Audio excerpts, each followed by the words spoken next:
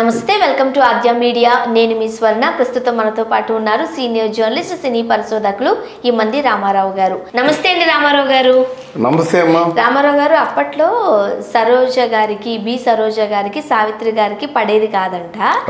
B Saroja గారే సావిత్రి గారిని చూస్తే కాస్త రుసరుసలాడేవారంట, మూతి పుడుచుకునేవారంట, మరి పెట్టుకునేవారట. ఎందుకట? నువ్వు చూసినట్టు చెప్తున్నావు కదా, అలా చెప్పడం మన ధర్మం, అంతేగాని నేను విన్నది చెప్తున్నా మీకు. అదేనమ్మా, అలా అన్నాను, అందుకే అదే చూసినట్టు చెప్తున్నావు కదా. అలా చూసినట్టు చెప్పడమే అది అది దాన్ని మెచ్చుకుంటారు. దానికి ఒక పేరు ఉంది, ప్రత్యక్ష పురాణం అనే పేరు ఉంది. సరే, అయిపోయింది కదా. ఇప్పుడు నేను చెప్తా. జనరల్గా సావిత్రి గారు దేవదాస్ సినిమా తర్వాత ఒక పెద్ద ఆర్టిస్ట్ అయిపోయింది. దేవదాసులో అంటే నాలుగో సినిమాకి చాలా పెద్ద ఆర్టిస్టు, నాగేశ్వరరావు గారు మెచ్చుకునే అంత ఆర్టిస్ట్ అయిపోయింది అన్నమాట. అప్పుడు నాగేశ్వరరావు గారి తాలూకు అన్నపూర్ణ సంస్థలో సావిత్రి గారు ఎన్ఐటి సంస్థకు ఒక ఆర్టిస్ట్ కావాల్సి వచ్చింది. ఎన్ఐటి సంస్థ అంటే ఎవరిది? నేషనల్ ఆర్ట్ థియేటర్స్ ఎవరిది? ఎన్టీ రామారావు గారిది. ఇప్పుడు అన్నపూర్ణ సంస్థ, నాగేశ్వరరావు గారి సంస్థలో ఆస్థాన హీరోయిన్గా సావిత్రి గారు ఉండేవారు. ఎన్ఐటి సంస్థకి హీరోయిన్ ఎవరు? బి సరోజ అని అప్పుడు తెప్పించుకున్నారన్నమాట. బి సరోజ ఇండస్ట్రీలోకి ఎలా వచ్చిందంటే, ఎన్టీ రామారావు గారు బి సరోజని బుక్ చేసుకుంటే వచ్చింది. ఎన్టీ రామారావు గారు తమ్ముడు నందమూరి త్రివిక్రమరావు గారు తీసుకొచ్చారన్నమాట. యాక్చువల్గా ఇది కూడా మేము విన్నాం, రామారావు గారు పట్టుబట్టి ఏరి కోరి పిలిపించుకున్నారు అని. ఎందుకు అక్కడి నుంచి పిలిపించుకోవాల్సినంత అవసరం ఏమొచ్చింది ఇండస్ట్రీకి ఆ రోజుల్లో? అంటూ మంచి సావిత్రికి పోటీ అంటే పెర్ఫార్మెన్స్ పోటీ మనం పడలేము, కానీ అందంతో పోటీ పడగలము. అందం అంటే అప్పుడు బి సరోజ అందం తక్కువ అందమా? పెద్ద చేప కళ్ళులా ఉండి ఎంత అందంగా ఉంటుంది బి సరోజ స్క్రీన్కి. మళ్ళీ ముఖమది నడిపే, శరీరం కాంప్లెక్స్ అంతా నడిపే. బి సరోజ నలుపు, సావిత్రి గారు నడిపే. నలుపు చామన్ ఛాయ. ఇక్కడ సావిత్రి గారు కూడా చామన్ ఛాయ అన్నమాట. అందువలన అవన్నీ పెర్ఫార్మెన్స్తో కాకపోయినా సరే అందంతో కొడదామని చెప్పేసి బి సరోజాని తీసుకొచ్చారు కదా. అక్కడ కొంతకాలానికి ఏంటంటే ఇక వాళ్ళని చూసి వీళ్ళని చూసి వాళ్ళకి మంచి గొడవలు జరుగుతుండే అన్నమాట. ఎక్కడ గొడవ జరుగుతుండేది? సావిత్రమ్మ సినిమాకి 2 అంబాసిడర్ కారులో వెళ్తుండేది. అర్థమైందా? అదే 2 అంబాసిడర్ కార్లు నాకు ఇవ్వండి అని బి సరోజ అడిగితే, అమ్మ నీకు 1 కారు పంపించడమే ఎక్కువ, నీకు 2 కార్లు మేమేం పంపిస్తాం, మేము పంపించిన 1 కారులోనే మీ స్టాఫ్ అంతా బయలుదేరి రండమ్మా అని చెప్పేవారు అన్నమాట. అక్కడ మండిపోయేది. అర్థమైందా? సావిత్రి గారికి మొత్తం 9కి బత్తాయిలు ఇచ్చేవారు. ఆ రోజుల్లో బత్తాలు ఇచ్చేవారు కదా, 9కి ఇచ్చేవారట. 9 మంది ఉండేవారు. అంటే కాస్ట్యూమర్ కానీ, కాస్ట్యూమస్ట్ కానీ, జ్యువెలరీస్ పెట్టేవాడు కానీ, హెయిర్ స్టైలిస్ట్ కానీ, అసిస్టెంట్ కానీ, టచ్అప్ గర్ల్ కానీ, అంతా ఇదంతా మొత్తం 2 కార్లలో వెళ్ళేవారు అన్నమాట.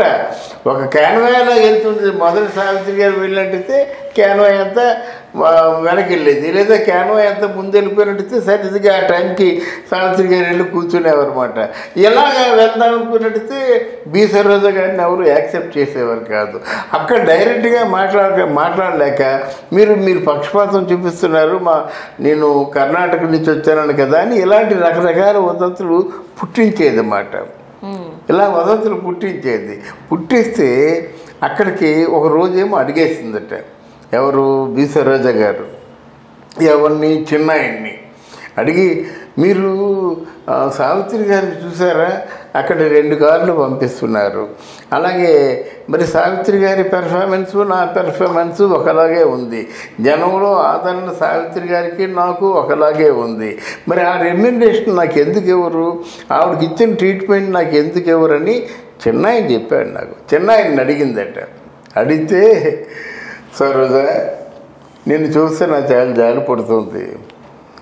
నువ్వు సినిమా ఫీల్డ్కి వచ్చావు, నువ్వు మాటలు నేర్చుకుంటున్నావు, ఆవిడ మాటలు నేర్పుతుంది. తెలుగు భాష ఆవిడ మాట్లాడుతుంటే మాకు ఎంతో గర్వకారణంగా ఉంటుంది. అందుకు సావిత్రంతో నువ్వేం పోల్చుకుంటావు? ఇకపోయినట్టయితే సెట్లోకి వచ్చిన తర్వాత సాయంత్రం అయ్యేసరికి మహా కష్టం మీద తీసినట్టయితే 2 సీన్లు 3 సీన్లు ఆ రోజుల్లో. ఉదయం ఒక 2 సీన్లు, మధ్యాహ్నం ఒక సీను, 3 సీన్లు తీయడం మహా కష్టం అయిపోయేది. అదే సావిత్రమ్మ వచ్చిందంటే 9 సీన్లు, అంటే ఒక 7 సీన్లు 8 సీన్లు, మ్యాక్సిమం 9 సీన్లు, ఉదయం ఒక 5, మధ్యాహ్నం ఒక 4. మళ్ళీ సెకండ్ టేక్ లేదు కదా. అదొకటి చెప్పాలి నీకు. సావిత్రమ్మకి ఏంటంటే 2వ టేక్ అంటే బొంగమూతి పెట్టేదన్నమాట. మరి చేయను ఒకటే టేక్ అయితే చేసేది, 2వ టేక్ అయితే దానికి ఇష్టమయ్యేది కాదు. అలాగా ఆ కేవీ రెడ్డి గారు డైరెక్టర్లు అందరికీ ముద్దులు కూతురు కదమ్మా సావిత్రమ్మ. ఎందుకంటే వాళ్ళు తాతినేని ప్రకాశరావు గారు కానీ, పి పుల్లయ్య గారు కానీ, వీళ్ళు చెప్పేవారు కాదు. కేవీ రెడ్డి గారు కానీ ఇదమ్మా డైలాగు అంటే అది దిగిపోయేది అంతే. ఆ డైలాగ్కి ఏం చెప్పాలో అది చెప్పేసేది. ఇక్కడ అలా కాదు కదా, ఇదమ్మా డైలాగు ఈ మాడ్యులేషన్తో చెప్పాలి, ఈ డైలాగ్ చెప్తుండగా కళ్ళు ఎలా తిప్పాలి, చేతులు ఎలా తిప్పాలి, అన్ని పేరున కూడా బి సరోజకి చెప్పాలి. అలా చెప్పడంలో రోజుకో 3 సన్నివేశాలు చేసేవారు. వీళ్ళు 9 సీన్లు చేసేవారు అన్నమాట. అలాగా ఇద్దరికి మధ్య చాలా గొడవ అయిపోతున్నట్టయితే రెమ్యూనరేషన్ విషయంలోనూ ఆవిడకి లక్షిస్తున్నారు కదా, నాకెందుకు అందులో సగం కూడా ఇవ్వటం లేదు అని పేచీ పెట్టింది. పెడితే అప్పుడు నాగేశ్వరరావు గారు చెప్పారట, ఆవిడకి లక్ష ఇవ్వడం ఏంటి, నీకు అందులో సగమే ఇవ్వడం ఏంటి, లక్ష అంటే మాటల. ఇప్పుడు మనకి తెలుగు సినీ పరిశ్రమకి మన తమిళనాడు సినీ పరిశ్రమకి ఉన్నటువంటి ఏకైక సూపర్ హీరోయిన్ సావిత్రి. ఆవిడకి లక్ష కాదు 10 లక్షలు ఇచ్చినా సరే మనం ఆవిడ కష్టాన్ని తీర్చుకోలేము. నువ్వేం చేస్తావు, నేనేం చేస్తాను, దాన్ని ఆలోచించొద్దు అని చెప్పేసి చొరక వేశారట. అలాగున్న సావిత్రి బి సరోజులు గొప్పతనం ఏంటంటే కొన్ని రోజులు పోయిన తర్వాత బి సరోజ గారు సావిత్రి గారి తాలూకు టాలెంటు, ఆవిడ మంచితనం, ఆవిడ ఎంత మంచిదో తెలుసుకొని మంచి ఫ్రెండ్ అయింది. ఆవిడకి ద బెస్ట్ ఫ్రెండ్ అయింది. ఇక్కడ కొసమెరుపు ఏంటంటే సావిత్రి గారి తాలూకు విలువైన ఆభరణం అంటే ఒక వజ్రాల నెక్లెస్ లాంటిది ఆవిడకి ఇచ్చి దాచమని చెప్పింది. ఆ విషయం బయట పెట్టకంటేనే చచ్చిపోయింది అనేది కొసమెరుపు మాట. ఆవిడని అడిగినట్టయితే ఎవరో అడిగారు, అంటే ఒక చాముండేశ్వరి ఎవరో వాళ్ళ పిల్లలు అడిగారట. అడిగితే అమ్మ తాలూకు ఏదో నగ మీ దగ్గర భద్రపరిచిందని విన్నాము అంటే ఆవిడ చెప్పిందట, నాకు ఎప్పుడూ సావిత్రి రాలేదు, నేను సావిత్రి గారిని కలవలేదు, ఆవిడ ఇచ్చినట్టు రామరామ నేను మీకు ఇవ్వకంటుంటానా, ఇది ఎవరు పుట్టించారో పుకారు పుట్టించారు అని ఆవిడ ఉట్టేసి చెప్పిందట. మేబీ బి సరోజ గారు కూడా వెల్ సెటిల్డే కాబట్టి ఇచ్చుంటే రిటర్న్ ఇచ్చేస్తుండేవారు కదా. లేదంటే జ్ఞాపకంగా దాచిపెట్టుకోరేమో తప్ప అందులో వేరే ఏమీ మనం దాచిపెట్టుకోవడానికి ఆవిడంతా పతనం అయిపోయిన తర్వాత ఇంకా జ్ఞాపకం ఏమిటి? ఒక నెక్లెస్ అమ్మేసినట్టయితే జీవితాంతా గడిపేసేది కదా. ఎంతమ్మా చివరి రోజుల్లో కనీసం 1000-2000 రూపాయలు కూడా అప్పు చేసేది సావిత్రమ్మ. మరి ఎంత ఆస్తి ఉంది అని వాళ్ళ కూతురు ఎలా చెప్పారు? అదే కదా గుమ్మడి గారు చెప్పారు. సావిత్రమ్మ వచ్చిందట, ఏంటి కొన్నాళ్ళు చచ్చిపోతుంది, కోమా స్టేజ్కి వెళ్ళిపోతుంది అనగానే గుమ్మడి గారి ఇంటికి మన ఇక్కడ జూబ్లీ మన బంజరీ హిల్స్ దగ్గర ఆయన ఇల్లు ఉండేది కదా, ఆటో వేసుకొచ్చి గుమ్మడి గారి దగ్గరికి వస్తే, ఏంటమ్మా నువ్వు ఎలా వచ్చావంటే, ఆటో వేసుకొచ్చాను బాబాయ్. ఆటో అంటే మామూలుగా ఇక్కడ డ్రాప్ చేసి వెళ్ళిపోవడం కాదు, ఆ ఇంటి దగ్గర నుంచి వచ్చి మళ్ళీ ఇంటికి వెళ్ళిపోవాలన్నమాట.